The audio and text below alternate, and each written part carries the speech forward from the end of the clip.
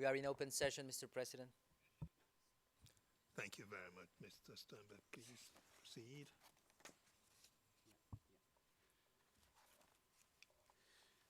Thank you, Your Honours. I'm just a little cautious about the next piece of evidence as well. So I might have to speak a little bit cryptically. If Your Honours are uncertain what I'm saying, I can clarify in private session. But I'm referring to a meeting which took place at a certain compound. I won't mention the place in public. And it is the evidence of the witness at tab 16, starting on page 229. I'd like to call up page 234, paragraph 56. And this is simply to say that, in fact, the heading is rather misleading. It says first day at the person's compound, but in fact the witness wasn't at the compound on this day. This was the day he was told by a relative that the meeting was taking place at this compound. If we can then move to... What is the date again? The date there, well, yes. Again, this takes a little bit of a reconstruction. The witness speaks about the date of the announcement of the election results, which he places on the 29th of December, which we in fact know is the 30th of December. And then he counts forward the next day, the next day, the next day. If we follow that description of his, it places this date, the first day at Kemboy's compound, as the, court will bear with me, just let me get to the page, I have noted it.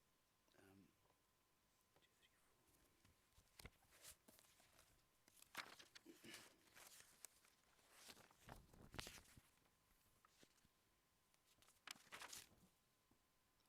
Yes, so the first day at Kemboy's compound would be the 31st of December 2007, because the previous events he was describing was in fact the day of the announcement of the election results. And then at paragraph 56 he says early on the next morning, which places us on the 31st of December. So on the 31st of December he heard from the relative on the phone that there was going to be a meeting that day to discuss what was happening and the way forward. It was to take place in Besiabor Center at the place of the person named there. And if we then move to the following page, 235, at paragraph 61 he starts on the next morning, which is now placing us on the 1st of January as we count forward, 1st of January 2008.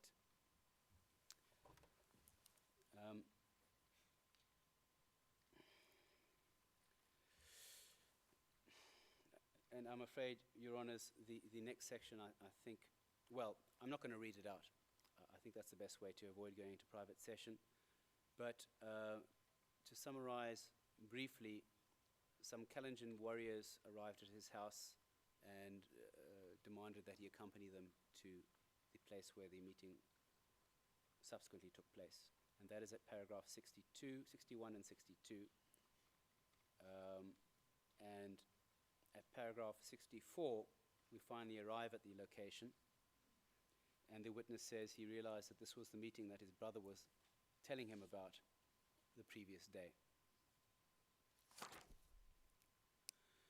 He says that the Kalenjin elders had convened the meeting and were chairing it.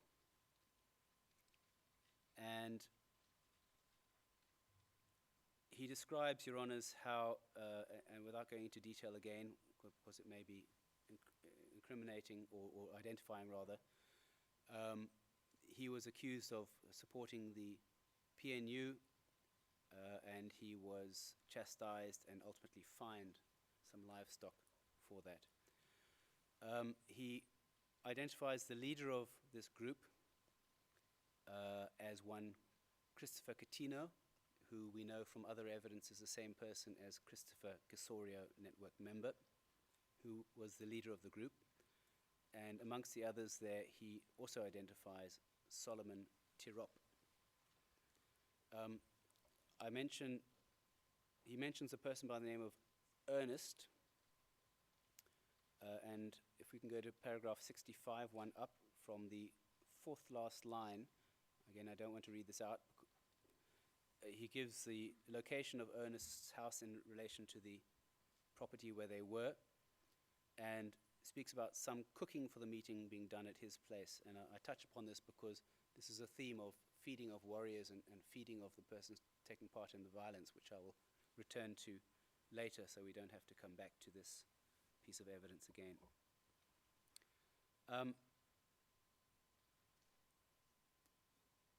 Having paid his dues, as it were, the witness was then handed over to the care of Solomon Tirop, the youth who was in charge of the youth, and they told him not to leave me, to tell the warriors to work with me, and if I run away, they should just kill me. He goes on to describe the compound as at paragraph 69, as a kind of operations center. Let me read from the beginning. The warriors were the youth. They are unmarried. I was unmarried, so I stayed with the elders. The warriors were preparing... I was married. Sorry, I was married, I beg your pardon, so I stayed with the elders. The warriors were preparing food. At some point, the warriors left, and later they came back. The compound was a sort of operations center, so nobody was going home. There were no women there, and I did not see anyone else from that particular party. The next three paragraphs are probably the three most important, so I'll read those out. The elders were talking politics, how the election were rigged, how the results were rigged, I beg your pardon. They were emphasizing that the Kalenjin warriors were to carry out the fighting, not the elders. The elders were to give the orders. They were phoning people and asking how the situation was at other places. This is how, in the next days, I found out that similar meetings as the one at that location were taking place in other areas, such as Kosake Center, Besyabo, and Juakali Center. The elders were talking about these meetings and receiving phone calls from there. That is also how I found out that the Kalenjin had blocked roads everywhere. And then he gives a list of various roads that had been blocked. From paragraph 71, the elders were getting information about the Kikuyu and on where they were going. They were happy because all the Kikuyu were leaving their houses. The agenda was to go and chase the Kikuyu and burn their houses. The meaning of the burning was to eliminate the trace of the looting and to make sure the Kikuyu do not come back. They were targeting the Kikuyu as a tribe because they voted PNU and they had taken the land of the Kalenjin. They would not, and what's written here is spear, although I think what was meant was spare. They would not spear even those who married Kalenjin. I later found out that the elders had decided already on the first day that not only the Kikuyu, but also the Kalenjin on the PNU side must go. They had decided that the Kalenjin on the PNU side must pay a penalty. They were strategizing about how to get the cows of these people as a penalty. And then the first three lines of the next paragraph, elders were receiving messages from elsewhere, and then they would get together to discuss. After coming up with a solution which they wanted to implement, they would tell the warriors. Your Honours, this evidence is important for a number of reasons. Firstly, it's evidence of the implementation of the common plan by persons such as Christopher Kisorio and Solomon Tirop, who were present with Mr. Ruto at the preparation meetings in November and December. It's an indication that these sort of implementation meetings were taking place throughout the area, or various locations in any event, in the Rift Valley. And it shows the hierarchy and the structure of the network. We've already seen how, in earlier evidence, elders such as Kisorio and leaders such as Tirop were waiting for instructions from Nairobi, from Mr. Ruto. And here in turn, they are giving instructions to the youth through youth leaders such as Solomon Tirop, from which a picture of the hierarchy of the network begins to appear, with Mr. Ruto at the head, with the Kalenjin youth warriors implementing the common plan, and with organizers such as Christopher Casorio, Solomon Tirop, Jackson Kibor, Isaac Mayo, Fred Kapondi on the ground, acting as a conduit for the common plan. Is this the first vignette, so to speak, of the emergence of this hierarchy of the network?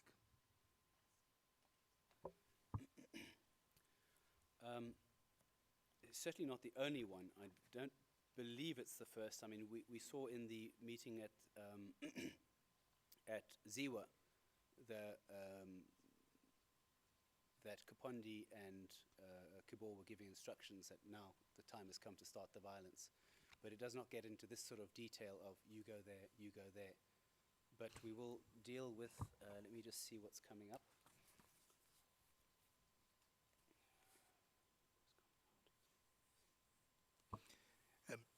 Did you introduce any, even if it is demonstrative evidence, but nevertheless evidence of the organogram of this network? I do not recall seeing that. Not in evidence. That would be internal work product of the prosecution. I could certainly put something together that demonstrates what we say is the network. It's been described in our response, but not necessarily in organogram form. The network was described as one which we say was headed by Mr. Ruto. The senior elder, Kalenjin elders such as Kibor, Casorio, etc., who had positions of authority within Kalenjin culture, were sort of next on the scale. Then we have the youth leaders like Mr. Tirop. We've seen also perhaps people like Lucas Sang involved in leading the youth then into battle, and that we say is the structure of the essential core of the network. And that kind of demonstrative evidence, something that parties in litigation are to at least attempt to introduce to see whether there's any objection and how the ruling on that would go. So too, the chronology of offense, again, in this kind of litigation where different things are happening at on different dates and times, it does help to have a chronology of offense. But proceed.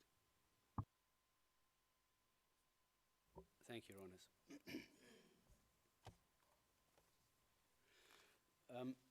We remain in public session, and I would like to move then to the next area or the next topic, which is evidence of inherent indicia of planning and organization of the attacks. So before we move on, just try to, returning to this network formation and hierarchy, what does the evidence tell us as to the clarity of the picture of when the network was formed and when the hierarchy was either established or settled? And in relation to all of that, when the common plan which the network's supposed to operate was established and settled, those sorts of things relative to one another. If you can take them in the run of your submission, that would be helpful. Thanks.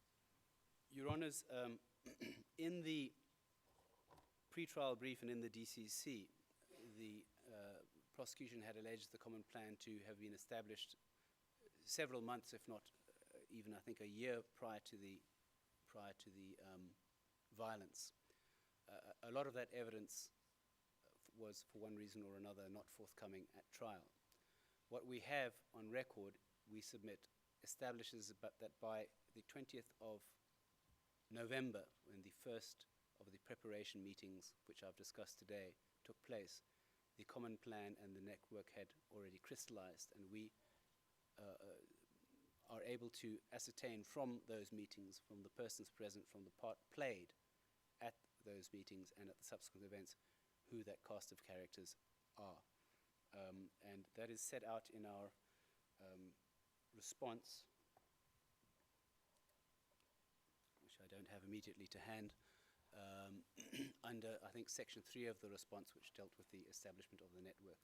We set out there who we say are the evidence establishes a part of this network. It may have been prior to the 20th of December, but we say at least by, 20th of November 2007, but at least by 20th of November 2007, there was a plan to evict the Kikuyu from the Rift Valley and other PNU supporters, and that key network members such as Mr. Ruto, Mr. Sang, Mr. Tirop, Mr. Kasorio, Mr. Kibor, and others were part of that plan. But does the evidence isolate the creation of the network relative to the establishment of the hierarchy of the network, relative to the formation of the common plan, as far as you can recall, or as far as you know of the evidence? Your Honours, Or is it the same evidence that's saying, and you're arguing that all these features should be distilled, as it were, from the evidence that may not have differentiated those separate features? the latter, Your Honour. We're not dealing here with a formal organization with a list of membership, a charter, formal minutes of meetings, etc. This is essentially a criminal organization banded together for a common criminal purpose.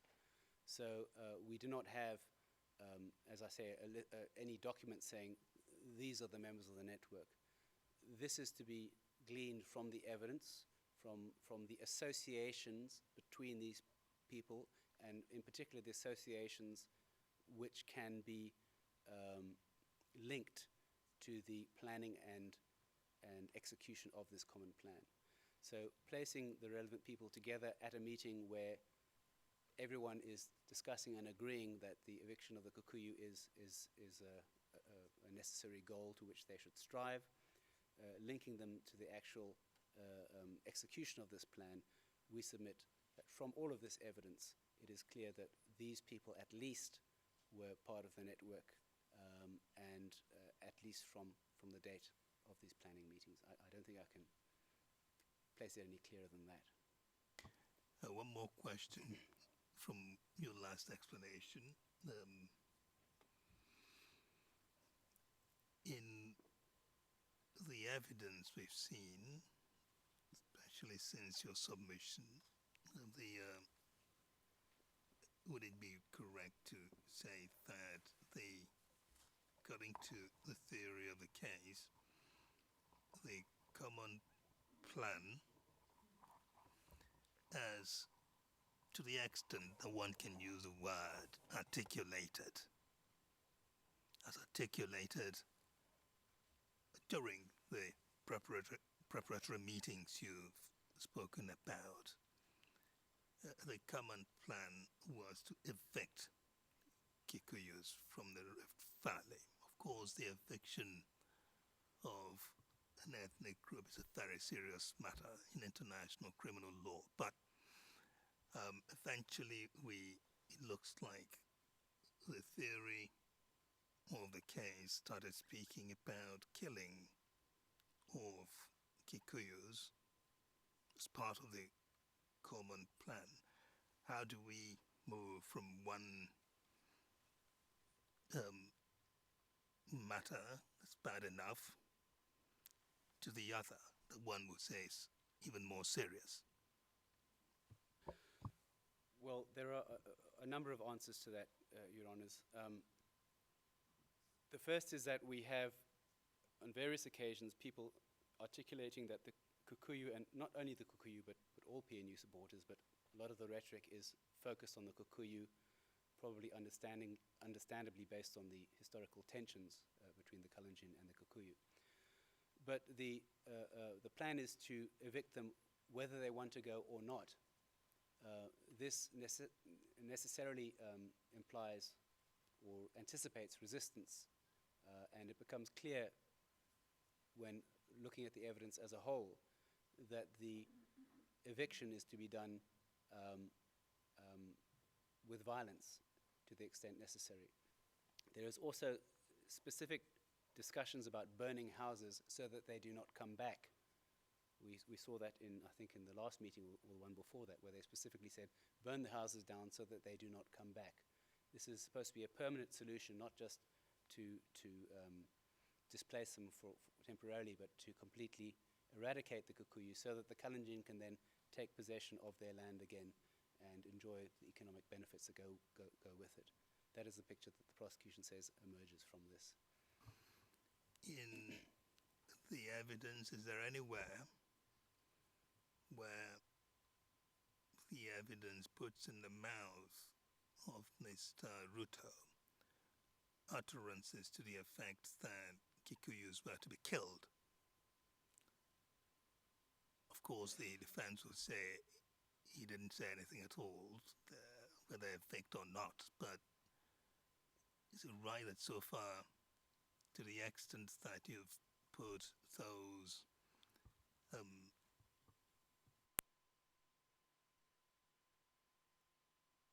Ruto, that went to the effect of affect the Kikuyus? And then, you know where I'm headed with that. So if that is the case, assuming that that is the case,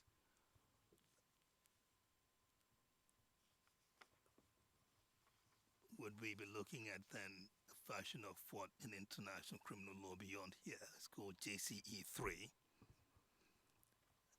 when killings occur in the implementation of the earlier indication effect? Or are you saying there was specific evidence of him saying kill Kikuyus? May I just make one inquiry?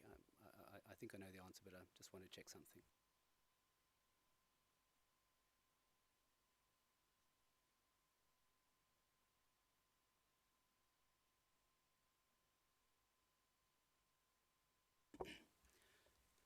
Your Honours, the evidence that I've gone through today and contained in the book of extract does not, as far as I can recall, and I think I would remember, specifically attribute to Mr. Ruto a call to kill Kikuyu or PNU supporters, for that matter.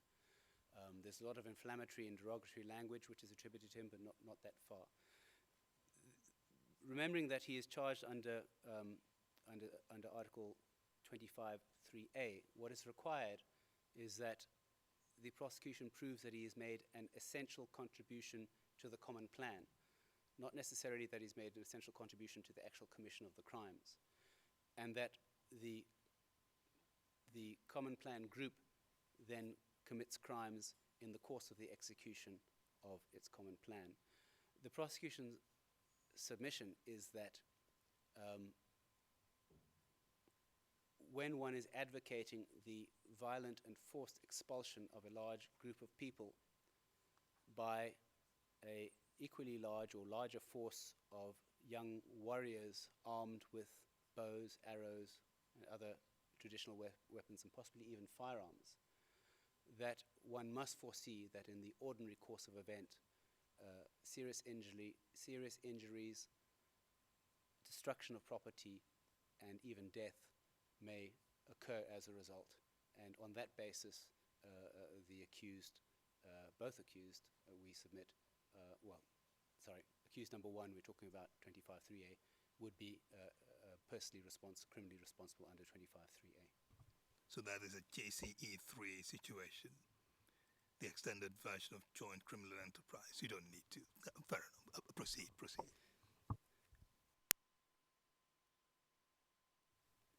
I was about then, if I recall, to proceed. Can I just inquire, the next break was at 3:30, am I correct? I think we said Yes, an hour and a half. yes. Thank you.